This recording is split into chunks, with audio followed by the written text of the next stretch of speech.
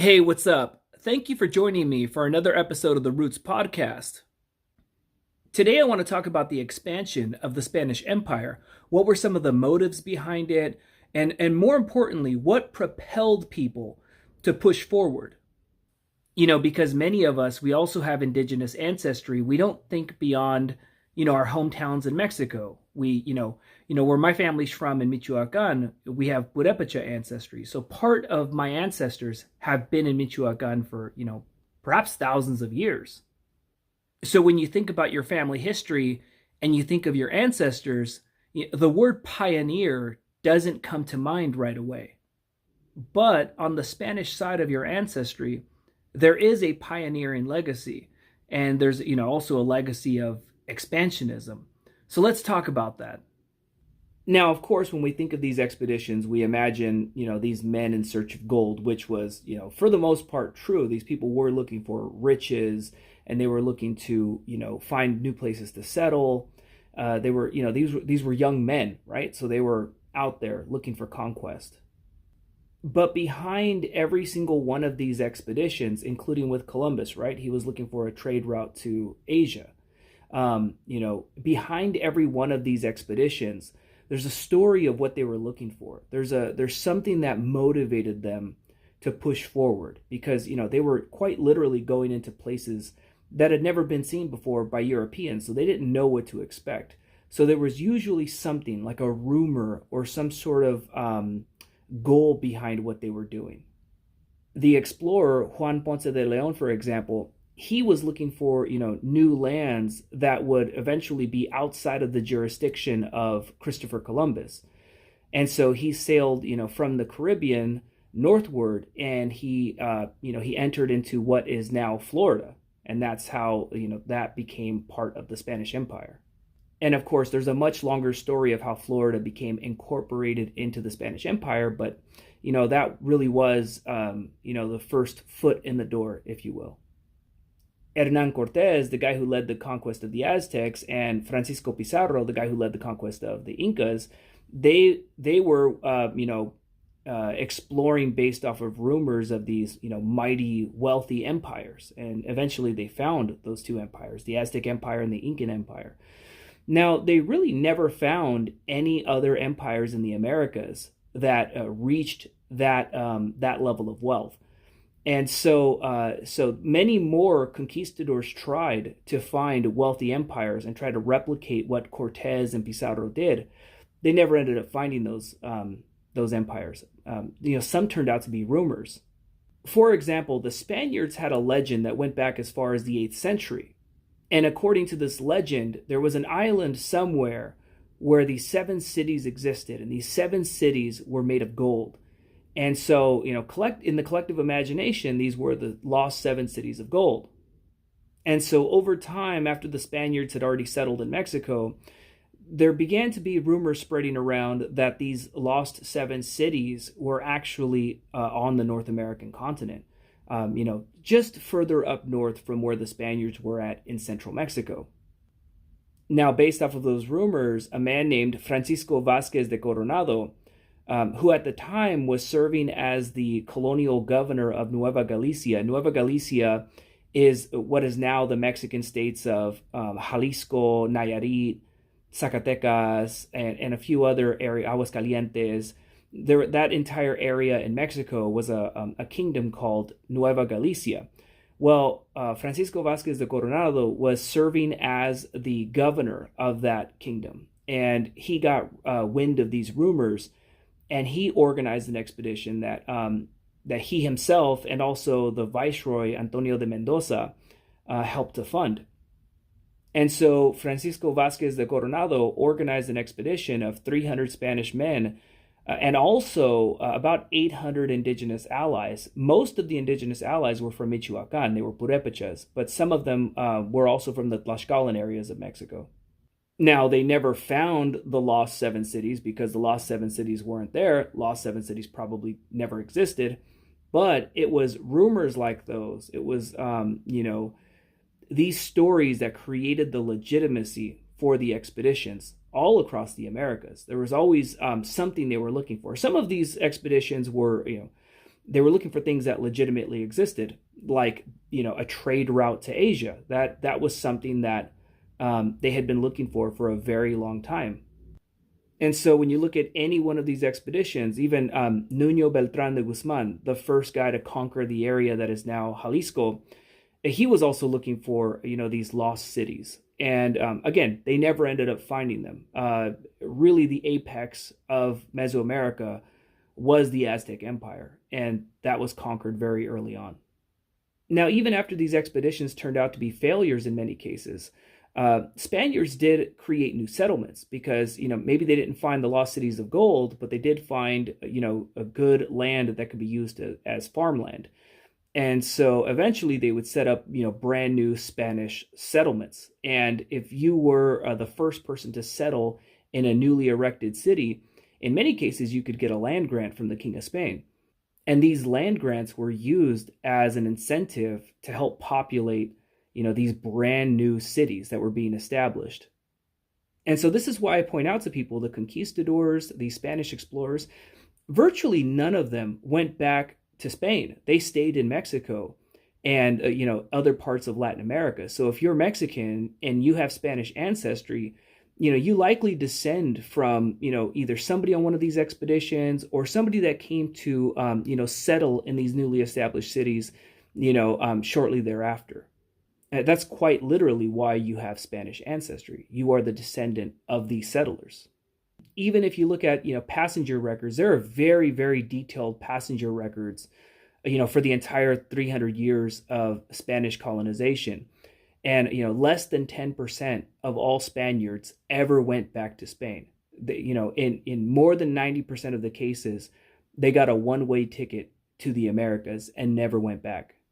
Even that expedition of Francisco Vázquez de Coronado, the one that went up north to go find the lost 7 cities of gold, they ended up passing through New Mexico, and they made it all the way to Kansas. Well, that expedition, they didn't come directly from Spain to go on that expedition. When he organized those men to go and, travel up northward, he gathered them from Nueva Galicia, and they left from Compostela. It's a town in Nayarit. And so these people were already residing permanently in Mexico when they decided to go on these other expeditions. And then you also have to factor in that, there were only 300 Spaniards, but 800 indigenous allies.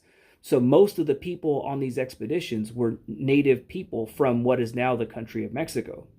So these men, these Spanish and indigenous men, these were Catholic soldiers that were marching across North America and bringing all of that land under the jurisdiction of Mexico City. And the modern country Mexico, the Estados Unidos Mexicanos, the government that's there today, Mexico is the successor of Nueva España. It is not the direct successor of the Aztec Empire. Even in Mexico's first constitution of 1824, Mexico claims to be the successor of Nueva España. It does not make a reference to the Aztec Empire.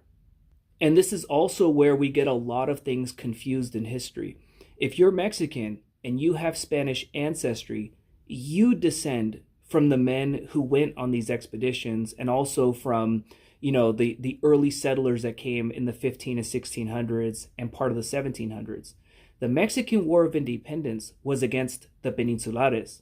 The Peninsulares were European Spaniards. They had barely arrived in Mexico City in, the early 1800s. So, Miguel Hidalgo was the direct descendant of a Spanish conquistador that marched with Cortés, a man named Leonel de Cervantes.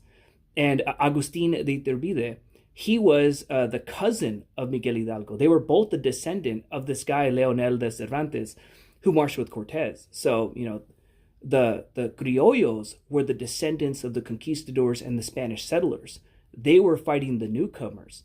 The Peninsulares, they were not the conquistadors. They were not the, the early settlers that we think about. Those were newcomers who had barely arrived in Mexico, and the criollos had, political competition with them. And the Mexican War of Independence essentially was a war to kick out the newcomers and to, take control over Nueva España, which they turned it into Mexico. but they were taking control over a system that their own ancestors had built. So even all of you out there who are barely getting started with your genealogy, when you get to colonial era records and you find a Spaniard, like a Spanish criollo in your family tree, if you follow it long enough, it'll eventually go back to, it'll go back to Spain, probably in the 1500s. But in many cases, or at least in some cases, it'll go back to one of these conquistadors or one of these first settlers, etc. In the area my family's from in Michoacan, Zamora, the city of Zamora was originally a Spanish settlement that was, created in the 1570s. And there's actually a list of all the original founders of the town. And, I descend from pretty much all of them because, these families, their descendants intermarried over time and they just never went back to Spain. And over time, even knowing where they were from in Spain, that stuff gets lost. Because, these people were living in Mexico for, 300 years, even before independence. And I found other, conquistadors and colonial officials in my own family tree. Remember, these people stayed in Mexico. Now, in none of these expeditions did they ever find the lost cities of gold. And they never really found, an empire stronger than the Aztec Empire, at least in North America. But what they did find was silver deposits. And they found lots of it in northern Mexico. And so over the course of many years, Spaniards began finding these naturally occurring silver deposits. And they would also ask the natives where they got their silver. And they would find, these places, up north that had, really good quality silver. And the Spaniards eventually brought European mining technology to begin extracting that silver. And so from that point on, and really up until the end of the colonial period, the expansion northward was largely in support of looking for new silver deposits, other resources. And then, eventually they also wanted to build cities to help fortify the area. They built forts all along northern Mexico. But the mass expansion northward was driven by silver mining mostly. Amidst all of this occurring, brand new cities were being built, such as the cities of, San Luis Potosí, Chihuahua, and other places, to facilitate this new economy. And remember, all of this was occurring before the industrial age. So over time, the elites of the economic system, were the landowners and the mine owners. The mines were privately owned. They were heavily regulated by the government, but for the most part, most of them were privately owned. And then also, the large scale landowners and even the, mid-level landowners, that land was also privately owned as well. So these were the elites of Nueva España. And then eventually towards the end of the War of Independence, most of these elites began switching sides and began supporting independence. Now, out of all this wealth that was extracted out of the ground, contrary to popular belief, most of it stayed in the Americas. About 20% of all wealth extracted from Nueva España ever made it to Europe. So, about 80% of all that wealth stayed in the Americas. And that's why, we have colonial era infrastructure that still exists in the Americas, especially in Mexico. If you look at cities like Morelia, San Luis Potosí, Mexico City, Monterrey, these are all places with very, very robust colonial era architecture because, Spaniards lived in Mexico. There would have been no point to extract all the wealth and send it all to Europe. People lived in the Americas as well. That was also part of the Spanish Empire. And so, so that's why we have a lot of that infrastructure even today. Pretty much every state capital in Mexico today was a former Spanish city, a former Spanish settlement during the era of Nueva España. So that's why if you go to any one of these state capitals, you will see robust colonial era architecture. And so this territorial expansion, the expansion of the jurisdiction of Mexico City, and, the extraction of wealth and the creation of these colonial cities, this is, quite literally what created the framework for modern Mexico. So there's a lot more to this story about the expansion of the Spanish Empire and its relevance to, modern Mexico today. and all of these modern countries that we have in Latin America. But I'm going to go ahead and end the discussion there. Thank you all for tuning in, and I'll see you all again next week.